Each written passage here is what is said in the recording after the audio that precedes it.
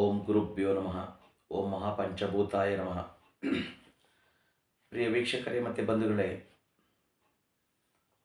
ನಾನು ನಿಮ್ಮ traditional Ayurveda, Ashtanga yoga, acupuncture, acupressure, panchakarma, physiotherapist, numerologist and astrologer doctor KV. Mahadev Guruji. ನೋಡಿ ಪ್ರಿಯ ವೀಕ್ಷಕರೇ, ಇಲ್ಲಿ ಒಬ್ಬರು ಒಂದು ಮಗನ ವಿಚಾರವಾಗಿ ಕೇಳೋದಕ್ಕೆ ಆ ಹುಡುಗನ ಡೇಟ್ ಆಫ್ ಬರ್ತನ್ನು ಕೊಟ್ಟಿದ್ದಾರೆ ಮತ್ತು ಹುಟ್ಟಿದ ಟೈಮನ್ನು ಕೊಟ್ಟಿದ್ದಾರೆ. ಸೊ ಹುಡುಗನ ಹೆಸರು ಹೇಳೋದಿಲ್ಲ. Date of birth 21/11/2011. ನೋಡಿ, ಈ ಹುಡುಗ ಹುಟ್ಟಿರುವಂತಹದ್ದು ಸೋಮವಾರದ ದಿನ. ಟೈಮ್ ಬಂದು 10:45 AM. ನೋಡಿ, ಈ ಮಗುವಿಗೆ, ಈ ಹುಡುಗನಿಗೆ ಮಂಗಳ ದೋಷ ಇದೆ, ಹೆಚ್ಚು ಮಂಗಳ ದೋಷ ಇದೆ ಅಂತ ತೋರಿಸ್ತಾ ಇದೆ. ಈ ಮಂಗಳ ದೋಷ ಇದ್ದಾಗ ಏನು ಮಾಡಬೇಕಪ್ಪ ಅಂದರೆ, ತುಂಬ ಜನ ಅಂದ್ಕೊಂಡಿರ್ತೀರಿ ಮಂಗಳ ದೋಷ ಇದ್ದರೆ ನಾವು ಕುಕ್ಕೆ ಸುಬ್ರಹ್ಮಣ್ಯಕ್ಕೋ ಘಾಟಿಗೋ ಹೋಗಿ ಅಲ್ಲಿ ದೋಷ ಪರಿಹಾರ ಮಾಡಿಸ್ಕೊಬರ್ಬೇಕು ಅಂತೇಳಿ. ಈ ಥರ ಏನು ನಮ್ಮ ವೈದಿಕ ಜ್ಯೋತಿಷ್ಯದಲ್ಲಿ ಹೇಳೋದಿಲ್ಲ. ನಂಬರ್ 1, ಮೊದಲನೇದಾಗಿ ನಮ್ಮ ಸ್ವಗೃಹ, ಸ್ವಂತ ಮನೆಯಲ್ಲೇ ಈ ಮಂಗಳ ದೋಷ ಪರಿಹಾರ ಮಾಡಿಸ್ಕೊಡುವಂತಹದ್ದು ಅತಿ ಶ್ರೇಷ್ಠ ಅನ್ನುವುದನ್ನು ವೈದಿಕ ಜ್ಯೋತಿಷ್ಯ ಶಾಸ್ತ್ರ, ವೇದ, ಪುರಾಣ, ಉಪನಿಷತ್ತುಗಳಿಗೆ ಹೇಳಿದೆ. ನಂಬರ್ 2, ಗುರುವಿನ ಮನೆ. ತಮ್ಮ ಮನೆಗಳಲ್ಲಿ ಆಗಲಿಲ್ಲ, ಅಲ್ಲಿ ವ್ಯವಸ್ಥೆ ಚೆನ್ನಾಗಿಲ್ಲ ಅಂದರೆ ಗುರುವಿನ ಮನೆಯಲ್ಲಿ ಮಾಡಿಸಬಹುದು. ನಂಬರ್ 3, ನದಿಯ ತೀರಗಳು. ನಂಬರ್ 4, ಇದು 3 ಆಪ್ಷನ್ ಆಗಲಿಲ್ಲ ಅನಂತರದಲ್ಲಿ ನೀವು ದೇವಸ್ಥಾನಗಳಲ್ಲಿ ಉತ್ತಮವಾದಂತಹ ಪಂಡಿತರು ಇವರುಗಳ ಕೈಲಿ ಮಾಡಿಸಬಹುದು. ಅಂದರೆ ಜ್ಯೋತಿಷ್ಯ ಶಾಸ್ತ್ರವನ್ನು ಚೆನ್ನಾಗಿ ಅರ್ಥ ಮಾಡಿಕೊಂಡು ಈ ಪೂಜಾ ವಿಧಾನಗಳನ್ನು ವಿಧಿವತ್ತಾಗಿ ಮಾಡುವಂತಹ ಕೈಲಿ ಮಾಡಿಸ್ಬೇಕು. ಈ ಕೆಲವು ದೇವಸ್ಥಾನಗಳಲ್ಲಿ ಏನು ಮಾಡ್ತಾರೆ ಅಂದರೆ ಸಾಮೂಹಿಕವಾಗಿ ಮಾಡಿಸ್ತಾರೆ. ಇದು ತಪ್ಪು. ಇಲ್ಲಿ ಯಾರು ಕರ್ತೃ ಅಂದರೆ ಈ ಮಾಂಗಲಿಕ ದೋಷಕ್ಕೆ ಯಾರು ಒಳಗಾಗಿರ್ತಾರೋ ಈ ವ್ಯಕ್ತಿ ಕೈಯಿಂದನೇ ಪ್ರತಿಯೊಂದು ಪೂಜೆಗಳು, ಮಂತ್ರದ ಉಚ್ಚಾರಣೆ, ಸಂಕಲ್ಪ, ಪ್ರಾರ್ಥನೆ, ಈ ಮಂತ್ರ ಉಚ್ಚಾರಣೆ ಇದೆಲ್ಲವನ್ನು ಮಾಡಿಸ್ಬೇಕಾಗ್ತದೆ. ಆಗ ಮಾಡಿಸಿದಾಗ ವಿಧಿವತ್ತಾಗಿ ಶಾಸ್ತ್ರಬದ್ಧವಾಗಿ ನಿಯಮಾನುಸಾರ ಮಾಡಿಸಿದಾಗ ಮಾತ್ರ ಈ ಕುಜದೋಷ ಪರಿಹಾರ ಆಗ್ತದೆ. ಸುಮಾರು 100 ಜನ ಈ ಕುಜದೋಷವನ್ನು ಹೊಂದಿದಂತಹವರು ಮದುವೆಗೆ ಮುಂಚಿತವಾಗಿ ಕುಜದೋಷವನ್ನು ಮಾಡಿಸ್ಬೇಕಾಗ್ತದೆ. ಸಪೋಸ್ ನಿಮಗೆ ಗೊತ್ತಾಗಲಿಲ್ಲ ಅಂದರೆ ಮದುವೆ ನಂತರದಲ್ಲೂ ಮಾಡಿಸ್ಬೋದು. ಸೊ ಇದನ್ನು ವೆರಿ ಸಿಂಪಲ್ಲಾಗಿ ಮಾಡಿಸ್ಬೋದು. ಇದಕ್ಕೇನು ಲಕ್ಷಾಂತರ ರೂಪಾಯಿನೂ ಕೊಡಬೇಕಾಗಿಲ್ಲ. ನೀವು ಎಲ್ಲೆಲ್ಲಿ ತುಂಬ ದೂರಕ್ಕೆಲ್ಲ ಹೋಗುವಂಥ ಅವಶ್ಯಕತೆ ಇಲ್ಲ ಅಂತ ಹೇಳ್ತಾ, ನೋಡಿ ಸರಳ ಪರಿಹಾರಗಳು ಹೇಳ್ತೀನಿ ನಿಮಗೆ. ಏಕೆಂದರೆ ಈ ಹುಡುಗಂದು ಮಂಗಳ ದೋಷ ಇರೋದ್ರಿಂದ ಮಂಗಳವಾರದಂದು ಉಪವಾಸವಿದ್ದು ಬೆಳಗ್ಗೆ ಮತ್ತು ಸಂಜೆ ಮಂಗಳನ ಸ್ಮರಣೆ ಮಾಡಬೇಕು. ನಂಬರ್ 1. ನಂಬರ್ 2, ಇದು ದೀಪಾರಾಧನೆ. ಮಂಗಳವಾರದಂದು ಮನೆಯ ದೇವರ ಕೋಣೆಯಲ್ಲಿ ಅಥವಾ ಹತ್ತಿರದ ಸುಬ್ರಹ್ಮಣ್ಯ ನವಗ್ರಹ ದೇವಸ್ಥಾನದಲ್ಲಿ ಅಥವಾ ಸ್ವಗೃಹದಲ್ಲಿ ಕುಜದೇವರಿಗೆ ಎಳ್ಳೆಣ್ಣೆ ದೀಪವನ್ನು ಹಚ್ಚಬೇಕು. ಇದೆಲ್ಲ ಸರಳ ಪರಿಹಾರಗಳು. ಅದೇ ರೀತಿ ನಂಬರ್ 3, ಮಂತ್ರ ಪಠಣ. ದಿನಕ್ಕೆ 108 ಬಾರಿ ಅಥವಾ ಮಂಗಳವಾರದಂದು ತಪ್ಪದೆ ಓಂ ಅಂಗಾರಕಾಯ ನಮಃ ಅಥವಾ ಓಂ ಭೌಮಾಯ ನಮಃ ಎಂಬ ಕುಜ ದೇವತೆಯ ಮೂಲಮಂತ್ರವನ್ನು 108 ಬಾರಿ ಬೆಳಗ್ಗೆ ಸಾಯಂಕಾಲ ಜಪಿಸಬೇಕು. ಇದನ್ನು ಇಂತಿಷ್ಟೇ ವಾರಗಳು ಅಂತ ಇದೆ. ಅದನ್ನು ಮಾಡಿದ್ರೂ ಕೂಡ ನಿಮಗೆ ಕಡಿಮೆ ಕುಜದೋಷ ಇರುವಂತಹವರು ಅಥವಾ ಮಂಗಳ ದೋಷ ಅಥವಾ ಮಾಂಗಲಿಕ ದೋಷ ಅಂತ ಹೇಳ್ತೀವಿ, ಇಂಥವರು ಇದನ್ನು ಮಾಡಬಹುದು. ಹಾಗೆ ನಂಬರ್ 4, ಸುಬ್ರಹ್ಮಣ್ಯ ಪೂಜೆ. ಕುಜದೋಷ ನಿವಾರಣೆಗೆ ಮನೆ ಅಥವಾ ದೇವಾಲಯದಲ್ಲಿ ಅಥವಾ ನದಿ ತೀರಗಳಲ್ಲಿ ಅಥವಾ ಸ್ವಗೃಹಗಳಲ್ಲಿ ಕಾರ್ತಿಕೇಯ ಸುಬ್ರಹ್ಮಣ್ಯ, ಕಾರ್ತಿಕೇಯ ಅಂದರೂ ಅಷ್ಟೇ, ಸುಬ್ರಹ್ಮಣ್ಯ ಅಂದರೂ ಇಬ್ಬರು ಒಂದೇ. ಸೊ ಅಥವಾ ಇದರ ಜೊತೆಗೆ ದುರ್ಗಾದೇವಿಯ ಪೂಜೆಯನ್ನು ಮಾಡಿಸುವುದು ಶ್ರೇಷ್ಠ ಅಂತೇಳಿ ಗ್ರಂಥ ಹೇಳ್ತಾ ಇದೆ. ಅದೇ ರೀತಿಯಾಗಿ ದಾನ ಧರ್ಮವನ್ನು ಮಾಡುವಂತಹದ್ದು, ಯಾರಿಗೆ ಬಡವರಿಗೆ ಅಥವಾ ಅಗತ್ಯವಿರುವವರಿಗೆ ಕೆಂಪು ಬಟ್ಟೆ, ಗೋಧಿ, ತೊಗರಿಬೇಳೆ, ಕೆಂಪು ಹವಳ ಅಥವಾ ತಾಮ್ರದ ಪಾತ್ರೆಗಳನ್ನು ದಾನ ಮಾಡಬಹುದು. ಇದರಿಂದ ದೋಷದ ತೀವ್ರತೆ ಕಡಿಮೆ ಮಾಡ್ಕೋಬಹುದು. ಹಾಗೆಯೇ ನಿಮ್ಮ ಮನೆಯಲ್ಲಿ ಪೂಜೆ ಮಾಡುವಾಗ ಕೆಂಪು ಬಣ್ಣದ ಹೂವಿನ ಗಿಡಗಳನ್ನು ಬೆಳೆಸುವುದು ಕೂಡ, ಅದನ್ನು ಪೋಷಿಸುವುದು, ಬೆಳೆಸುವುದು ಮಂಗಳಕರ ಅಂತ ತೋರಿಸ್ತಾ ಇದೆ. ಹಾಗೆ ಮಂಗಳವಾರದಂದು ಸುಬ್ರಹ್ಮಣ್ಯ ಸ್ತೋತ್ರ, ಭುಜಂಗ ಸ್ತೋತ್ರ ಅಥವಾ ಹನುಮಾನ್ ಚಾಲೀಸ್ ಪಠಿಸಿದರೆ ದೋಷದ ಪ್ರಭಾವ ತಗ್ಗುತ್ತದೆ. ಹಾಗೆ ನೀವು ಮಂತ್ರ ಪಠಣೆಯಲ್ಲಿ ಹೋಮ ಮಾಡುವಾಗ, ಯಾವಾಗ ಹೋಮ ಮಾಡಿಸ್ಬೇಕು ಅಂದರೆ ಕುಜ ದೋಷ ತುಂಬ ಜಾಸ್ತಿ ಇದ್ದಾಗ ನೀವು ಈ ಹೋಮ ಮಾಡಿಸ್ಬೇಕಾಗ್ತದೆ. ಇಲ್ಲೂ ಅಷ್ಟೇ, ಇಲ್ಲಿ ಅಂಗಾರಕ ಮಂತ್ರಗಳನ್ನು ಪಠಿಸಬೇಕಾಗ್ತದೆ 108 ಬಾರಿ.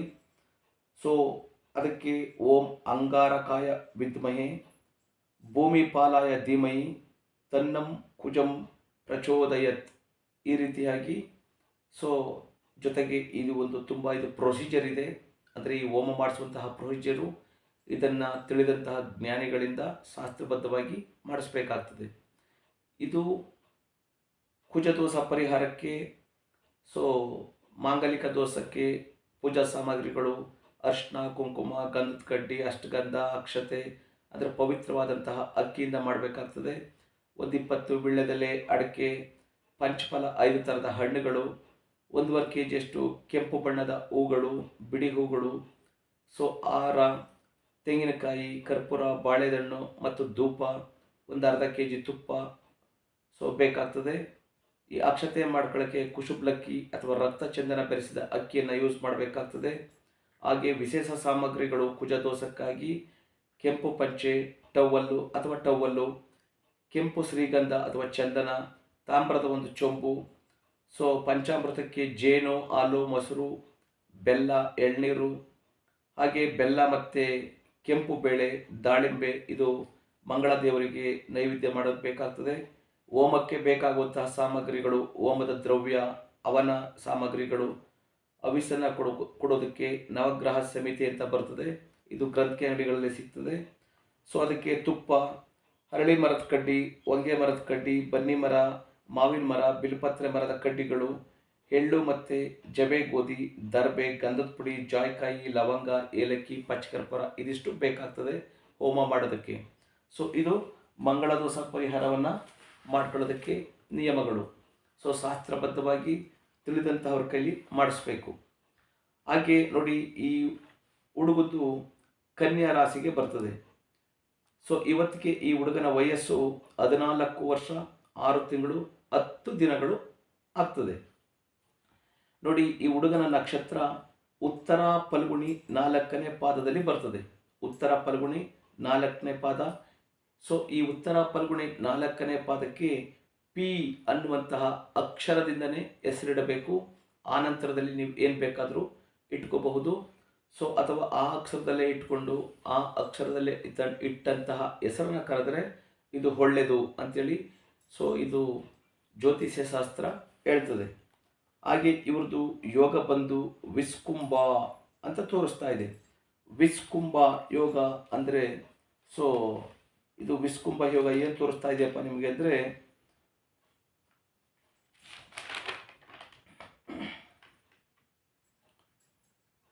ನೋಡಿ, ಅದು ವಿಸ್ಕುಂಭ ಯೋಗ ಅಂದರೆ ವಿಷದ ಮಡಕೆ ಅಂತ. ಅಂದರೆ ಇದು ಅಶುಭ ಯೋಗ, ಅಂದರೆ ಮಿಶ್ರ ಫಲಗಳನ್ನು, ನೆಗೆಟಿವ್ ಆ್ಯಂಡ್ ಪಾಸಿಟಿವನ್ನು ತೋರಿಸ್ತಾ ಇರುವಂತಹದ್ದು. ಇದರ ಅಧಿಪತಿ ಬಂದು ಸೊ ಕೆಲವೊಂದು ವಿಶುಂಭ ಯೋಗವನ್ನು ತೋರಿಸ್ತಾ ಇರ್ತದೆ. ಹಾಗಾಗಿ ವಿಶುಂಭ ಯೋಗ ಅಂದರೆ ಈ ಥರ ಅರ್ಥ. ಸೊ ಆ ನಂತರದಲ್ಲಿ ಅಂದರೆ ನೆಗೆಟಿವ್ ಪಾಸಿಟಿವ್ ಮಿಶ್ರ ಫಲಗಳನ್ನು ತೋರಿಸ್ತಾ ಇರುವಂತಹದ್ದು ಯೋಗ ಒಳ್ಳೆಯ ಯೋಗ ಅಲ್ಲ ಅಂತ ಅರ್ಥ. ಇನ್ನು ಕರ್ಣ ಬಂದು ಭವ.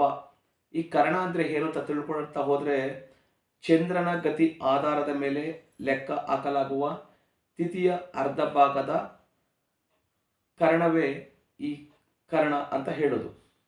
ಹಾಗೆ ಈ ಹುಡುಗ ಹುಟ್ಟಿದಂತಹ ದಿನದಲ್ಲಿ ಟೈಮ್ನಲ್ಲಿ ಅವತ್ತು ಸೂರ್ಯ ಉದಯ ಆಗಿದ್ದು 6 ಗಂಟೆ 2 ನಿಮಿಷ 44 ಸೆಕೆಂಡು. ಸೂರ್ಯ ಅಸ್ತ ಆಗಿದ್ದು 6 ಗಂಟೆ 50 ನಿಮಿಷ 3 ಸೆಕೆಂಡ್ಗಳು. ಹಾಗೆ ಸಮಯದ ವಲಯ ಬಂದು 5.5 ತೋರಿಸ್ತಾ ಇದೆ. ಸೊ ಈ ಹುಡುಗ ಹುಟ್ಟಿದಂತಹ ಟೈಮ್ನಲ್ಲಿ ಭೂಮಿಯ ಅಕ್ಷಾಂಶ 12.58 ನಾರ್ತ್ನಲ್ಲಿದೆ. ಅಂದರೆ ಇದರ ಅರ್ಥ ಭೂಮಿಯನ್ನು ಅಡ್ಡಲಾಗಿ ಅಂದರೆ ಪೂರ್ವದಿಂದ ಪಶ್ಚಿಮಕ್ಕೆ ಬಾಗಿಸುವಂತಹ ರೇಖೆ. ಇದೆಲ್ಲ ನಾವು ಕುಂಡಲಿ ಹಾಕಿದಾಗ ಕ್ಯಾಲ್ಕುಲೇಟ್ ಮಾಡಬೇಕಾಗ್ತದೆ. ಹಾಗೆ ರೇಖಾಂಶ ಬಂದು 77.35 ಈಸ್ಟ್ ಇದೆ. ಅಂದರೆ ಭೂಮಿಯನ್ನು ಲಂಬವಾಗಿ ಉತ್ತರದಿಂದ ದಕ್ಷಿಣಕ್ಕೆ ಬಾಗಿಸುವಂತಹ ಇದು ಒಂದು ಕಾಲ್ಪನಿಕ ರೇಖೆಗಳನ್ನು ಗುರುತಿಸುವಂತಹದ್ದು. ಇದು ಅಕ್ಷಾಂಶ ಮತ್ತು ರೇಖಾಂಶವನ್ನು ನೋಡಬೇಕಾಗ್ತದೆ. ಅದೇ ರೀತಿ ಈ ಹುಡುಗ ಹುಟ್ಟಿದಂತಹ ತಿಥಿ ಬಂದು ಏಕಾದಶಿ, ಪಕ್ಷ ಬಂದು ಕೃಷ್ಣ ಪಕ್ಷ. ಸೊ ಹಾಗೆ ಬಂದು ಕರ್ಣ ಬಂದು ಭವ. ಸೊ ಇಲ್ಲಿ ಕೆಟ್ಟ ಕರ್ಣ ಅಂತ ಬರ್ತದೆ. ಏನಿದು ಕೆಟ್ಟ ಕರ್ಣ ಅಂದರೆ ಚಂದ್ರನ ಗತಿ ಆಧಾರದ ಮೇಲೆ ಲೆಕ್ಕ ಹಾಕುವ ತಿಥಿಯ ಅರ್ಧ ಭಾಗವೇ ಈ ಕರ್ಣ ಅಂತೇಳಿ. ಸೊ ಹಾಗೆ ಅಧಿಪತಿ ಬಂದು ಮೇಯರ್, ಅಧಿಪತಿ ಬಂದು ಏಕಾದಶಿ ಪಕ್ಷ ಯೋಗ ಕರ್ಣ ಹೇಳಿದ್ದೀನಿ. ನಕ್ಷತ್ರ ಅಧಿಪತಿ ಬಂದು ಸೂರ್ಯ ಇದ್ದಾರೆ. ಹಾಗೆ ನಕ್ಷತ್ರ ಆಧಾರಿತ ಇವರಿಗೆ ಬೆಳ್ಳಿ ಆಗಿ ಬರ್ತದೆ. ಅಂದರೆ ಸೊ ಇವ್ರ ಕೈಗೆ ಏನಾದರೂ ಒಂದು ರಿಂಗ್ ಹಾಕ್ಕೊಂಡ್ರೆ ಅದಕ್ಕೆ ಬೆಳ್ಳಿ, ಮತ್ತು ಇವರ ಅದೃಷ್ಟ ಶಿಲೆ ಬಂದು ಪಚ್ಚೆ. ಈ ಬೆಳ್ಳಿಯ ರಿಂಗ್ಗೆ ಉಂಗುರಕ್ಕೆ ಪಚ್ಚೆ ಕಲ್ಲನ್ನು ಹಾಕ್ಸ್ಕೊಂಡು ಸೊ ಇವರು ಧರಿಸುವುದರಿಂದ ಸೊ ಕೆಲವೊಂದಷ್ಟು ಪರಿಹಾರಗಳು ಮತ್ತು ಆ ತೀವ್ರತೆ ಕೂಡ ಕಡಿಮೆ ಆಗ್ತದೆ. ಇದು ಸೊ ಇವರ ಅದೃಷ್ಟದ ಶಿಲೆ ಆಗಿರೋದ್ರಿಂದ ಪಚ್ಚೆ ಮತ್ತು ನಕ್ಷತ್ರ ಆಧಾರಿತವಾಗಿ ಈ ಬೆಳ್ಳಿ ಅನ್ನುವಂತಹ ಮೆಟಲನ್ನು ಉಪಯೋಗಿಸಿದ್ರು ಕೂಡ ಸೊ ಎಷ್ಟೋ ಸಮಸ್ಯೆಗಳು ಬಗೆಹರಿತದೆ. ಇದು ಶುಭ ಸೂಚಕ. ಹಾಗೆ ಇವರ ವರ್ಣ ಬಂದು ವೈಶ್ಯ, ಗಣ ಬಂದು ಮನುಷ್ಯ ಗಣ, ವಾಶ್ಯ ಬಂದು ಮಾನವು, ನಾಡಿ ಬಂದು ಆದಿನಾಡಿ, ಲಗ್ನ ಬಂದು ಮಕರ ಲಗ್ನ. ಸೊ ಮಕರ ಲಗ್ನದಲ್ಲಿದೆ. ಸೊ ಅಧಿಪತಿ ಬಂದು ಶನಿ ಇದ್ದಾರೆ. ರಾಶಿ ಬಂದು ಕನ್ಯಾ ರಾಶಿ. ರಾಶಿಯ ಅಧಿಪತಿ ಬಂದು ಬುಧ.